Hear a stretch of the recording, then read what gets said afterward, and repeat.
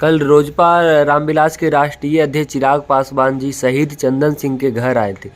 क्या कुछ आश्वासन दिए और आर्थिक मदद किए सर? देखिए, कल हमारे नेता, हमारे राष्ट्रीय अध्यक्ष आदरणीय चिराग पासवान जी शहीद चंदन जी के परिजनों से मुलाकात करने के लिए आए। उन्होंने आते ही डीएम साहब से बात किया कि जिस तरह का शहीद चंदन जी का घर था, करकट का घर था, उन्होंने बात किया भाई कि कम से कम शहीद को हम लोग को इतनी मदद तो करनी ही चाहिए कि उसका घर पक्के का बना दिया जाए। तो मुझे ऐसा लगता है कि डीएम साहब ने भी जो बातें की, टाल मटोल कर गए, इस तरह की कोई योजना नहीं है।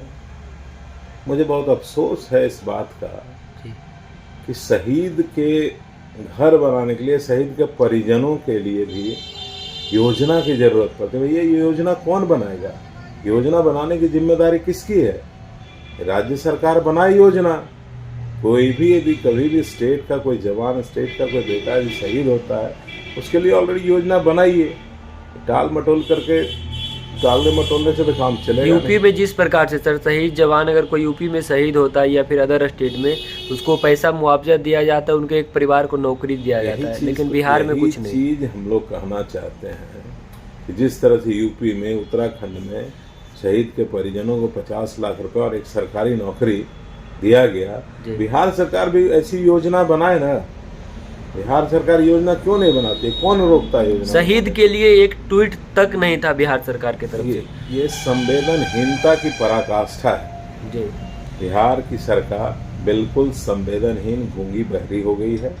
इनको कतई चिंता नहीं है कि देश के बॉर्डर पे हमारे जो देश के सेना देश की सुरक्षा में खड़े हैं, उनकी इनको कोई चिंता नहीं। उन्हीं की बदौलत आप यहाँ शांति से चैन की नींद सो रहे हैं। लेकिन जब हमारा बेटा कोई शहीद हो जाता है तो आपको एक ट्वीट करने की ज़रूरत नहीं है, मदद तो बहुत दूर। संवेदनहीनता की पराकाष्ठा ये हो गई कि आपने उनके बुजुर्ग माता पिता से बात तक करना उचित नहीं समझा। यही हमारी सरकार है। मैं क्या ही कहूँ इसमें।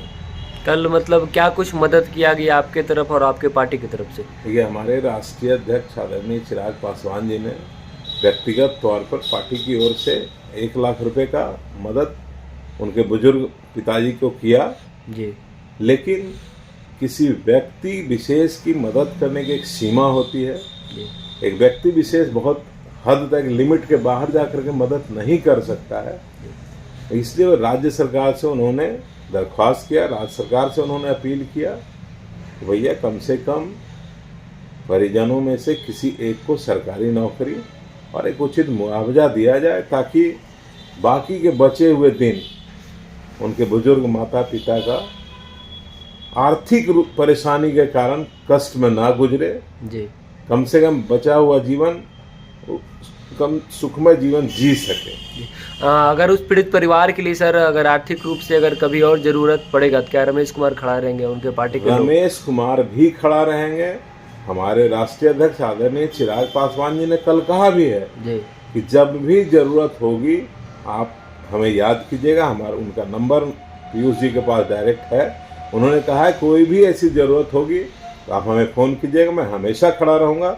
लेकिन फिर भी एक व्यक्तिगत मदद की सीमा है। बार बार मैं इस चीज़ को दोहरा रहा हूँ कि व्यक्तिगत मदद की एक सीमा होती है। जी, सरकार से ये ज़रूर अपील करूँगा कि पीड़ित परिवार में से किसी एक को सरकारी नौकरी जरूर दिया जाए। Thank you.